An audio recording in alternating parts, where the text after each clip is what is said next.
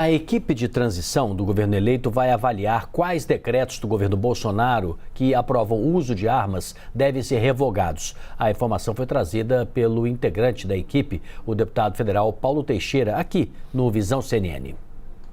Membro do Grupo Técnico de Justiça e Segurança Pública da transição de governo, o deputado federal Paulo Teixeira, do PT de São Paulo, disse que todos os decretos sobre armas editados por Bolsonaro serão analisados e que as medidas que, segundo ele, descaracterizaram o Estatuto do Desarmamento podem ser revogadas. O presidente Lula já falou e por inúmeras vezes que o que ele quer dar ao povo brasileiro são livros, escolas e não armas, né?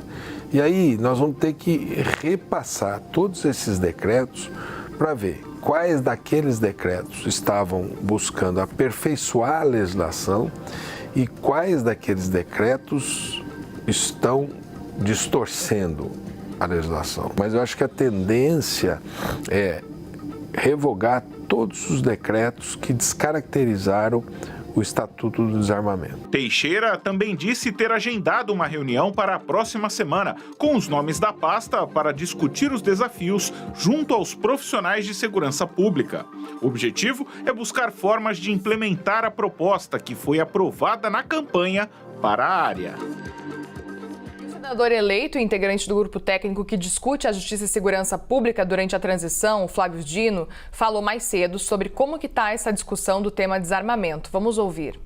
Não há dúvida que é um escopo principal do grupo, porque é um compromisso do presidente Lula e nós temos que ter um duplo olhar.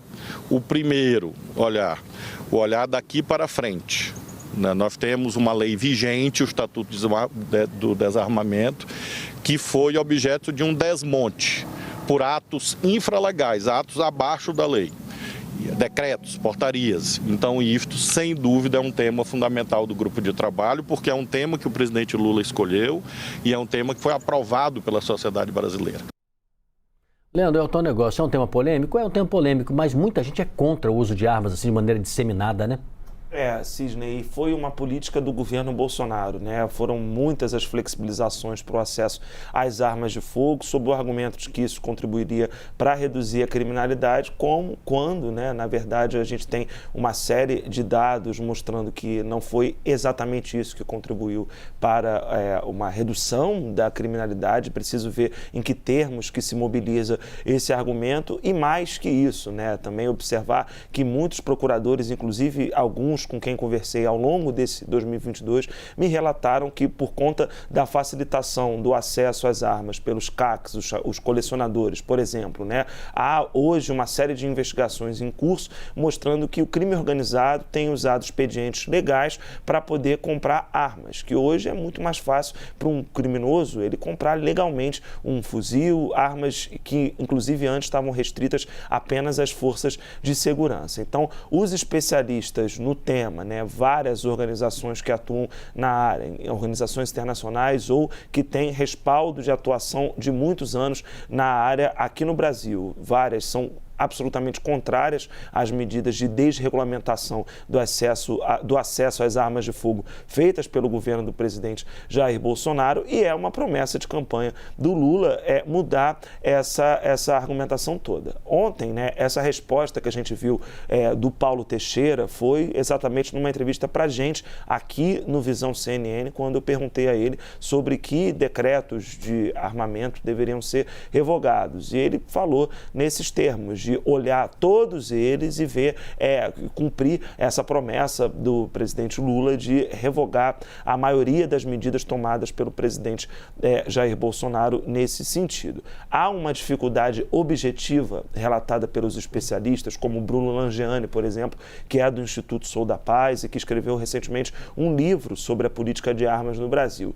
E ele sempre, nas conversas que eu tenho com ele, aponta para uma dificuldade objetiva para a investigação de crimes simples, né, que é a falta de mecanismos legais para você, por exemplo, marcar as munições. Quando você encontra uma munição numa cena de crime, se ela está marcada, é mais fácil você saber de onde ela partiu e assim começar a investigar um episódio criminoso. Como essas medidas foram desregulamentadas no atual governo, isso também se torna uma dificuldade para as autoridades policiais. O trabalho é longo e a ver aí agora o que o governo Lula vai efetivamente propor, já que essa é uma promessa de campanha de mudar a política de armas do jeito que ela está agora.